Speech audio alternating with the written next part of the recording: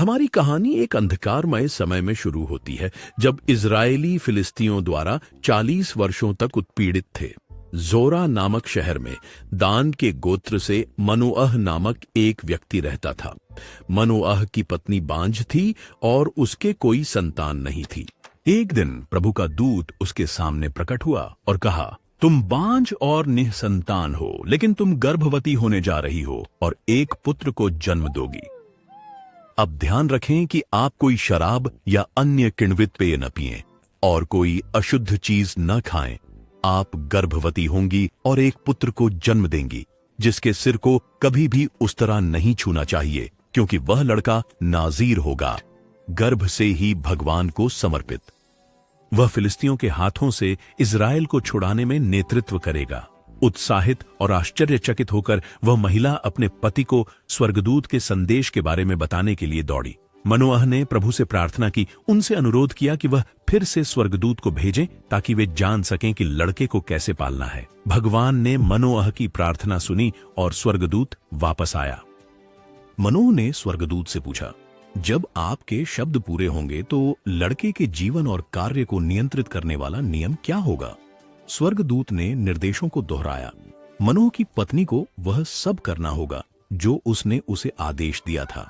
जल्द ही मनोअह की पत्नी ने एक पुत्र को जन्म दिया और उन्होंने उसका नाम शमशोन रखा।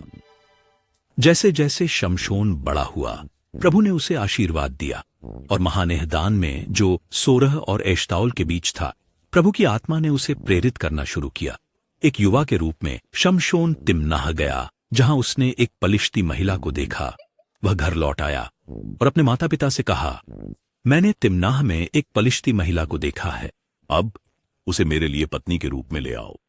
उसके माता पिता इस बात से परेशान थे कि वह एक फिलिस्तीनी से शादी करना चाहता था। उन्होंने पूछा, क्या तुम्हारे रिश्तेदारों में या हमारे सभी लोगों में कोई उपयुक्त महिला नहीं है? क्या तुम्हें पत्नी के लिए खतना न किए हुए फिलिस्तीनियों के पास जाना होगा? लेकिन सामसन ने जोर दिया, उसे मेरे लिए ले आओ, वह मेरे लिए सही है। उसके माता पिता नहीं जानते थे कि यह प्रभु की ओर से था, जो पलिश्तियों से सामना करने का अवसर खोज रहे थे। तिम्नाह के रास्ते में सामसन का सामना एक युवा शेर से हुआ। जंगल घना था और रास्ता संकरा, जब अचानक एक दहाड़ ने हवा को चीर दिया। एक युवा शेर, उग्र और जंगली, सामसन पर झपटा। प्रभु की आत्मा उस पर शक्तिशाली रूप से आई और दिव्य शक्ति के उभार के साथ सैमसन ने शेर को अपने नंगे हाथों से ऐसे फाड़ दिया जैसे कोई युवा बकरी को फाड़ता है। शेर का शव टुकड़ों में पड़ा था, सैमसन की अद्भुत शक्ति का प्रमाण। लेकिन उसने अपने पिता या अपनी मां को नहीं बताया कि उसने क्या किया था। बाद में जब वह उस महिला से शादी करने के लिए लौटा तो वह शेर के शव को देखने के लिए मुड़ा। उसमें उसने मधुमक्खियों का झुंड और कुछ शहद देखा। उसने अपने हाथों से शहद निकाला और चलते चलते खा लिया। जब वह अपने माता पिता के पास वापस आया तो उसने उन्हें भी कुछ दिया और उन्होंने भी उसे खाया, लेकिन उसने उन्हें यह नहीं बताया कि उसने शहद शेर के शव से लिया था। तिम्नाह में शादी के भोज में शिमशोन ने अपने 30 पलिश्ती साथियों को एक पहेली सुझाई। मैं तुम्हें एक पहेली बताता हूं, शिमशोन ने उनसे कहा। यदि तुम भोज के 7 दिनों के भीतर इसका उत्तर दे सकते हो तो मैं तुम्हें 30 लिनन के वस्त्र और 30 जोड़ी कपड़े दूंगा। अगर तुम मुझे उत्तर नहीं बता सकते तो तुम्हें मुझे 30 लिनन के वस्त्र और 30 जोड़ी कपड़े देने होंगे। उन्होंने कहा, हमें अपनी पहेली बताओ, हम सुनना चाहते हैं। उसने उत्तर दिया, भक्षक से कुछ खाने को, बलवान से कुछ मीठा। 3 दिन तक वे उत्तर नहीं दे सके। चौथे दिन उन्होंने सामसन की पत्नी से कहा, अपने पति को समझाओ कि वह हमारे लिए पहेली का उत्तर बताए, नहीं तो हम तुम्हें और तुम्हारे पिता के घर को जला देंगे। क्या तुमने हमें यहाँ हमारी संपत्ति चुराने के लिए बुलाया है? तब सामसन की पत्नी ने उस पर रोते हुए कहा, तुम मुझसे नफरत करते हो, तुम सच में मुझसे प्यार नहीं करते। तुमने मेरे लोगों को एक पहेली दी है, लेकिन तुमने मुझे इसका उत्तर नहीं बताया। उसने उत्तर दिया, मैंने इसे अपने पिता या माता को भी नहीं बताया, तो मैं तुम्हें क्यों बताऊं? उसने पूरे 7 दिन तक रोया, इसलिए 7वें दिन उसने आखिरकार उसे बता दिया, क्योंकि वह उसे लगातार दबाव डाल रही थी। उसने बदले में उसके लोगों के लिए पहेली। 7वें दिन सूर्यास्त से पहले शहर के लोगों ने उससे कहा, नेटिया, शहद से मीठा क्या है? शेर से अधिक शक्तिशाली क्या है?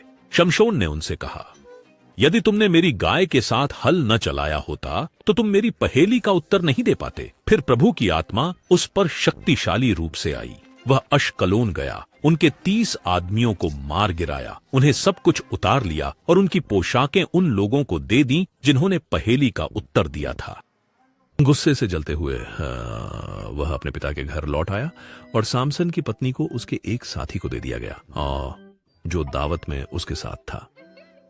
बाद में गेहूं की फसल के दौरान शमशोन एक बकरी का बच्चा लेकर अपनी पत्नी से मिलने गया। उसने कहा, मैं अपनी पत्नी के कमरे में जा रहा हूं, लेकिन उसके पिता ने उसे अंदर नहीं जाने दिया। मुझे पूरा यकीन था कि तुम उससे नफरत करते थे। उसने कहा कि मैंने उसे तुम्हारे साथी को दे दिया। क्या उसकी छोटी बहन अधिक आकर्षक नहीं है? उसे ले लो। क्या? सैमसन ने उनसे कहा, इस बार मुझे पलिश्तियों से बदला लेने का अधिकार है। मैं वास्तव में उन्हें नुकसान पहुंचाऊंगा। इसलिए वह बाहर गया और 300 लोमड़ियों को पकड़ा और उन्हें जोड़े में पूंछ से पूंछ बांध दिया। फिर उसने हर जोड़ी की पूंछ में एक मशाल बांधी, मशालों को जलाया और पलिश्तियों की खड़ी फसल में लोमड़ियों को छोड़ दिया। खेत जल रहे थे, जलती फसलों की गंध हवा में भर गई और फिलिस्तीनियों की चीखें गूंज उठीं जब उनकी आजीविका आग में झलकर खाक हो गई। उसने गट्ठों और खड़ी फसल को अंगूर के बागों और जैतून के बागों के साथ जला दिया। जब पलिश्तियों ने पूछा, यह किसने किया? यह किसने किया? उन्हें बताया गया, शिमशोन तिम्नी के दामाद ने, क्योंकि उसकी पत्नी को उसके साथी को दे दिया गया था। तो पलिश्ती ऊपर गए और उसकी और उसके पिता के घर को जला दिया। सैमसन ने उनसे कहा, चूंकि तुमने ऐसा किया है, मैं कसम खाता हूं कि मैं तब तक नहीं रुकूंगा जब तक मैं तुमसे बदला नहीं ले लेता। उसने उन पर क्रूरता से हमला किया और उनमें से कई को मार डाला। फिर वह नीचे गया और एतम की चट्टान की गुफा में ठहरा। पलिश्ती यहूदा में आकर डेरा डाले और लेही के पास फैल गए। यहूदा के लोगों ने पूछा, तुम हमसे लड़ने क्यों आए हो? ठीक है। हम सामसन को कैद करने आए हैं। उन्होंने जवाब दिया, जैसा उसने हमारे साथ किया वैसा ही हम उसके साथ करेंगे। फिर यहूदा के 3000 आदमी एताम की चट्टान की गुफा में गए और शमशोन से कहा, क्या तुम्हें एहसास नहीं है कि पलिश्ती हम पर शासन कर रहे हैं? तुमने हमारे साथ क्या किया? उसने उत्तर दिया, मैंने केवल वही किया जो उन्होंने मेरे साथ किया। उन्होंने उससे कहा, हम तुम्हें बांधकर पलिश्तियों के हवाले करने आए हैं। शमशोन ने कहा, मुझे कसम खाओ कि तुम खुद मुझे नहीं मारोगे। इस सहमति, उन्होंने उत्तर दिया, हम केवल तुम्हें बांधकर उन्हें सौंप देंगे, हम तुम्हें नहीं मारेंगे। इसलिए उन्होंने उसे 2 नई रस्सियों से बांध दिया और उसे ले गए। रस्सियों से उसे चट्टान से ऊपर ले गए। जब वह लेही के पास पहुंचा तो पलिश्ती चिल्लाते हुए उसकी ओर आए। प्रभु की आत्मा उस पर शक्तिशाली रूप से आई। उसके हाथों की रस्सियां जले हुए सन की तरह हो गईं और बंधन उसके हाथों से गिर गए। एक ताजा गड्ढे की जबड़ा हड्डी पाकर उसने उसे पकड़ा और 1000 लोगों को मार गिराया।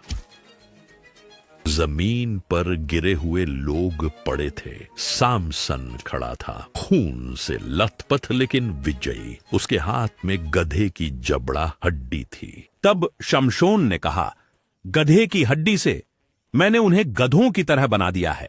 गधे की हड्डी से मैंने 1000 लोगों को मार डाला है। जब उसने बोलना समाप्त किया तो उसने हड्डी को फेंक दिया और उस स्थान का नाम रामथ लेही रखा गया, क्योंकि वह बहुत प्यासा था। उसने प्रभु से पुकार कर कहा, आपने अपने सेवक को यह महान विजय दी है। अक्साइक्स, क्या अब मैं प्यास से मर जाऊं और खतनारहितों के हाथों में पड़ जाऊं? तब भगवान ने लेही में खोखले स्थान को खोला और उसमें से पानी निकला। जब शमशोन ने पानी पिया तो उसकी ताकत लौट आई और वह पुनर्जीवित हो गया। इसलिए उस झरने को ऐन हक्कोरे कहा गया और यह अभी भी लेही में है। एक दिन शमशोन गाजा गया, जहां उसने एक सुंदर महिला को देखा। वह उसके साथ रात बिताने के लिए अंदर गया। गाजा के लोगों को बताया गया सैमसन यहां है, तो उन्होंने उस जगह को घेर लिया और शहर के द्वार पर सारी रात उसके लिए घात लगाकर बैठे रहे। उन्होंने रात में कोई हरकत नहीं की, कहते हुए सुबह होते ही हम उसे मार देंगे। लेकिन सैमसन वहां केवल आधी रात तक ही लेटा रहा। फिर वह उठा और शहर के फाटक के दरवाजों को दोनों खंभों के साथ पकड़ लिया और उन्हें बार सहित उखाड़ दिया। उसने उन्हें अपने कंधों पर उठाया और उन्हें उस पहाड़ी की चोटी पर ले गया जो हेब्रोन की ओर है। शहर के दरवाजों को उखाड़ने और ले जाने के लिए आवश्यक शक्ति सैमसन की अद्भुत ताकत और विद्रोह का प्रदर्शन था। कुछ समय बाद वह सोरेक घाटी में एक महिला से प्रेम करने लगा जिसका नाम था डिलाइला। पलिश्तियों के शासक उसके पास गए और कहा, देखो, क्या तुम उसे उसकी महान शक्ति का रहस्य बताने के लिए फुसला सकती हो और कैसे हम उसे पराजित कर सकते हैं ताकि हम उसे बांध सकें और उसे वश में कर सकें। हम में से हर एक तुम्हें 1100 शेकेल चांदी देगा। तब दलीला ने शमशोन से कहा, मुझे तुम्हारी महान शक्ति का रहस्य बताओ और कैसे तुम्हें बांधकर वश में किया जा सकता है। सैमसन ने उसे जवाब दिया, अगर कोई मुझे 7 ताजा धनुष की डोरियों से बांध दे जो सूखी नहीं है, तो मैं किसी भी अन्य व्यक्ति की तरह कमजोर हो जाऊंगा। फिर पलिश्तियों के शासक उसके लिए 7 ताजा धनुष की डोरियां लाए जो सूखी नहीं थीं और उसने उसे उनसे बांध दिया। कमरे में छिपे हुए लोगों के साथ उसने उसे पुकारा, सैमसन, फिलिस्तीनी तुम पर आ गए हैं। लेकिन उसने धनुष की डोरियों को ऐसे तोड़ दिया जैसे कोई धागा आग के पास आते ही टूट जाता है। फिर दलीला ने सैमसन से कहा, तुमने मुझे मूर्ख बनाया, तुमने मुझसे झूठ बोला। अब बताओ, तुम्हें कैसे बांधा जा सकता है? उसने जवाब दिया, अगर तुम मेरे सिर की 7 चोटियों को करघे के कपड़े में बुनकर पिन से कस दो, तो मैं किसी भी अन्य आदमी की तरह कमजोर हो जाऊंगा। तो जब वह सो रहा था, डेलीला ने उसके सिर की 7 चोटियों को कपड़े में बुन दिया और पिन से कस दिया। फिर उसने उसे पुकारा, सैमसन, फिलिस्तीनी तुम पर हमला कर रहे हैं। वह अपनी नींद से जागा और पिन और करघा कपड़े के साथ खींच लिया। फिर उसने उससे कहा, तुम कैसे कह सकते हो मैं तुमसे प्यार करता हूं जब तुम मुझ पर विश्वास नहीं करते? यह तीसरी बार है जब तुमने मुझे मूर्ख बनाया है और अपनी महान शक्ति का रहस्य नहीं बताया। इस तरह की झुंझलाहट के साथ उसने उसे दिन प्रतिदिन उकसाया जब तक कि वह इससे तंग नहीं आ गया। तो उसने उसे सब कुछ बता दिया। मेरे बालों पर कभी भी उस तरह नहीं चला, उसने कहा, क्योंकि मैं अपनी मां के गर्भ से ही परमेश्वर को समर्पित नाजीर हूं। अगर मेरा सिर मुंडा दिया जाए तो मेरी ताकत चली जाएगी और मैं किसी अन्य आदमी की तरह कमजोर हो जाऊंगा। जब डेलीला ने देखा कि उसने उसे सब कुछ बता दिया है, तो उसने पलिश्तियों के शासकों को संदेश भेजा, एक बार फिर वापस आओ। उसने मुझे सब कुछ बता दिया है। इसलिए पलिश्तियों के शासक चांदी अपने हाथों में लेकर लौट आए। उसे अपनी गोद में सुलाने के बाद उसने किसी को बुलाया कि उसके बाल काट दे। उसके बालों की छोटी बांध दी और इस तरह उसे काबू में कर लिया और उसकी ताकत चली गई। फिर उसने पुकारा, सैमसन, पलिश्ती तुम पर आ गए हैं।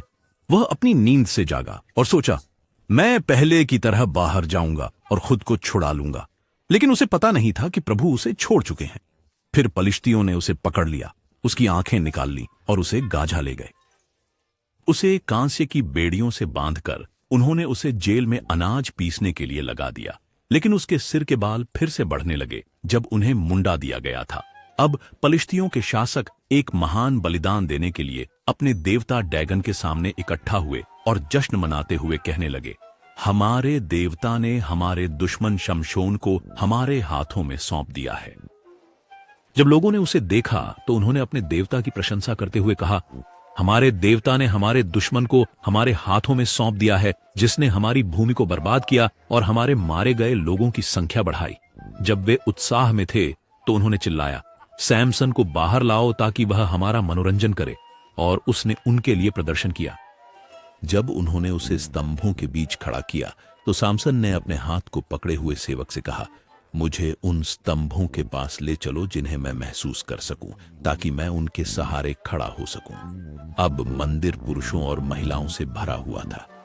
फिलिस्तीनियों के सभी शासक वहां थे और छत पर लगभग 3000 पुरुष और महिलाएं सामसन का प्रदर्शन देख रहे थे। फिर सामसन ने प्रभु से प्रार्थना की, सर्वशक्तिमान प्रभु, मुझे याद करो। कृपया भगवान, मुझे एक बार और शक्ति दो और मुझे एक ही वार में मेरे दोनों आंखों के लिए पलिश्तियों से बदला लेने दो। फिर शमशोन ने मंदिर के 2 केंद्रीय स्तंभों की ओर हाथ बढ़ाया, उन पर खुद को टिकाते हुए। उसका दायां हाथ एक पर और बायां हाथ दूसरे पर था। सैमसन ने कहा, मुझे पलिश्तियों के साथ मरने दो। फिर उसने पूरी ताकत से धक्का दिया और मंदिर शासकों और उसमें मौजूद सभी लोगों पर गिर पड़ा। जमीन हिल गई, दीवारें ढह गईं और जैसे ही मंदिर गिरा, पलिश्तियों की चीखें हवा में गूंज उठी। इस प्रकार उसने अपनी मृत्यु के समय जितने मारे उससे अधिक जीवित रहते हुए मारे। फिर उसके भाई और उसके पिता का पूरा परिवार उसे लेने के लिए नीचे गए। वे उसे वापस लाए और झोरा और एश्ताओल के बीच उसके पिता मनोआह की कब्र में दफनाया। उन्होंने 20 वर्षों तक इजराइल का नेतृत्व किया। सामसन का जीवन इस बात की शक्तिशाली याद दिलाता है कि कैसे भगवान दोषपूर्ण व्यक्तियों का उपयोग भी अपने उद्देश्यों को पूरा करने के लिए कर सकते हैं।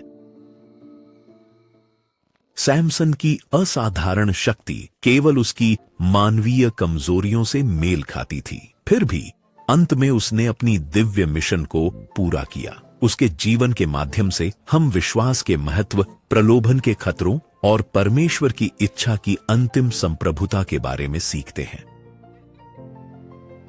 क्या आप चाहते हैं कि आपके बच्चे और दुनिया भर के अन्य परिवार एनिमेटेड फिल्मों के माध्यम से बाइबल सीखें? तो यह आपके लिए इसे संभव बनाने का मौका है। हमारा दृष्टिकोण है कि हम पूर्ण लंबाई की बाइबल फिल्में बनाएं जो यीशु की ओर ले जाने वाली सभी कहानियों को बताएं। कुछ ऐसा जो मुख्य धारा के मीडिया जैसे डिज्नी कभी नहीं करेगा। हमारी सारी सामग्री मुफ्त है और YouTube पर उपलब्ध है, लेकिन विज्ञापन से होने वाली आय अकेले हमारे मिशन का समर्थन करने के लिए पर्याप्त नहीं है। हमारे समुदाय में पेट्रियन पर शामिल होकर हम मिलकर इन अद्भुत फिल्मों को बना सकते हैं और बाइबल की कहानियों को अगली पीढ़ी तक फैला सकते हैं। बदले में हम आपको और आपके पूरे परिवार को विशेष लाभ प्रदान करते हैं। इस अद्भुत मिशन का हिस्सा बनने के लिए धन्यवाद। यदि आपको यह वीडियो पसंद आया तो कृपया हमारे चैनल को सब्सक्राइब करें और हमारे नए वीडियो की सूचनाओं के लिए बेल दबाएं। वीडियो को लाइक करें, अपनी राय कमेंट करें और इसे अपने दोस्तों और परिवार के साथ साझा करें। देखने के लिए धन्यवाद।